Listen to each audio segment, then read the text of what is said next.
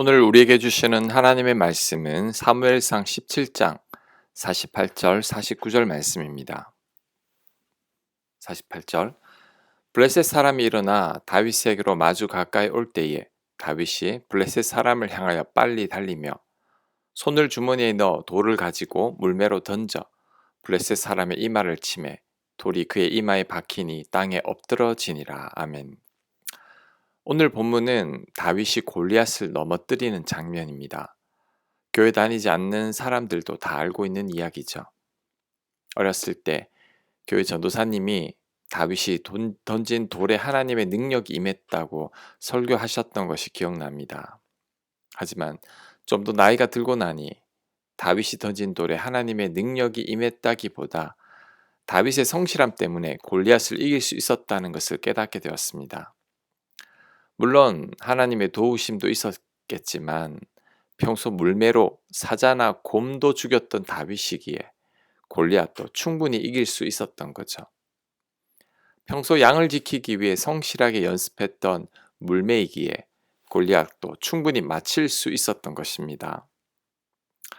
오늘은 또 다른 각도로 살펴보고자 합니다. 그것은 고정관념을 뛰어넘는 다윗의 생각입니다. 틀에 박힌 생각이 아니라 다윗의 기막힌 발상인 거죠. 이때 당시 사람들은 두 장수가 싸울 때 근접전만을 생각했습니다. 두 사람이 만나서 칼과 창과 방패로만 싸우는 것을 생각한 것입니다. 그래서 이스라엘 백성들은 골리앗의 덩치만 보고 주눅이 들었던 겁니다. 도저히 거인 골리앗을 이길 수 없다고 생각한 거죠. 하지만 다윗은 다르게 생각했습니다. 칼과 방패와 창으로만 싸울 필요가 없다는 생각을 한 거죠. 어떤 수단을 써서라도 상대를 이기기만 하면 된다고 생각한 것입니다. 이런 생각은 이스라엘 백성들은 전혀 생각하지 못했던 것들이죠. 그래서 다윗은 칼과 창과 방패를 가지고 골리앗에게 나아간 게 아닙니다. 사울이 준 군복과 갑옷도 거절했습니다. 자신이 물매를 돌리기에 불편했기 때문이죠. 다윗은 오직 물매와 작은 돌만 있으면 됩니다. 물매로 사자와 곰도 잡았기에 골리앗도 충분히 이길 수 있다고 생각한 것입니다. 골리앗은 사자나 곰보다 느리기에 물매로 맞추기가 더 쉽다고 생각한 거죠.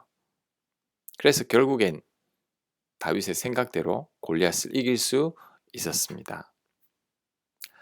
우리는 다윗의 이런 면을 본받아야 합니다. 창의적이고 독창적인 생각이죠. 남들이 생각하지 못했던 생각입니다. 적과 마주보고 싸워야 한다는 일반적인 고정관념을 뛰어넘는 생각이죠. 이런 생각을 할 수 있는 게 하나님의 은혜와 도움이라고 생각합니다. 왜냐하면 하나님의 역사가 대부분 우리가 전혀 생각하지 못했던 것이기 때문이죠. 이스라엘 백성들이 광야에서 고기가 먹고 싶다고 했을 때 모세는 소나 양을 생각했습니다. 그래서 모세는 이렇게 많은 백성들을 먹일 만큼의 고기는 없을 것이라고 말한 것입니다. 하지만 하나님은 전혀 예상치 못했던 메추라기 떼로 이스라엘 백성들을 배불리 먹였습니다. 땅에서 심은 양식이 없었지만 하나님은 하늘에서 떨어지는 만나로 양식을 공급했습니다. 앞에 홍해가 가로막고 있을 때에도 많은 배로 이동한 게 아니라 바다를 갈라지게 해서 길을 내셨던 하나님이십니다. 이처럼 우리 하나님은 기발하신 분이시죠. 우리가 전혀 생각하지 못했던 방법을 통해서 역사하시는 하나님이십니다. 다윗의 남다른 생각의 뿌리도 이런 하나님께로부터 나온 겁니다. 남들이 근접전만을 생각할 때 다윗은 멀리서 떨어져서 싸우는 방법을 생각했습니다. 남들은 칼과 창과 방패로 싸우려고 했을 때 다윗은 물매로 싸우겠다는 생각을 한 거죠. 이때 당시에 활을 잘 쏘거나 물매를 잘 던지는 사람들은 많았을 겁니다. 하지만 다윗처럼 생각하지는 못했습니다. 이런 다윗의 생각이 바로 하나님의 은혜인 거죠. 그래서 하나님의 은혜는 남들이 생각하지 못한 것을 생각하는 것이라고 할 수 있습니다.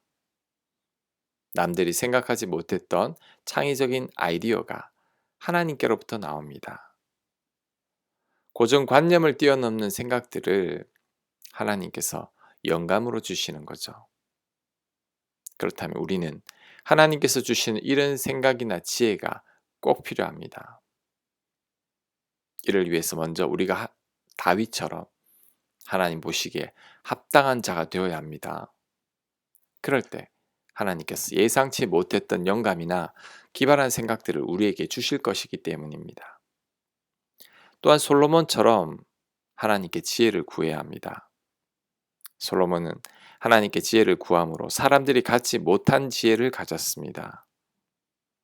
우리도 솔로몬처럼 하나님께 지혜를 구할 때 하나님께서 우리에게 허락하실 것입니다. 치열한 이 세상 가운데서 우리가 살아가기 위해서는 하늘의 지혜와 영감이 꼭 필요합니다. 고민하고 걱정하던 문제가 해결되기 위해서도 하나님께서 주시는 지혜와 생각이 꼭 필요하죠. 이런 지혜와 생각들을 하나님께서 주십니다.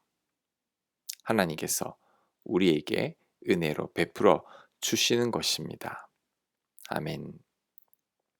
하나님, 우리에게 다윗에게 주셨던 그런 생각과 지혜를 허락하여 주옵소서. 남들이 생각하지 못했던 것들을 생각하게 하시고 남들이 가지지 못한 지혜를 우리에게 허락하여 주시옵소서. 예수님 이름으로 기도합니다. 아멘.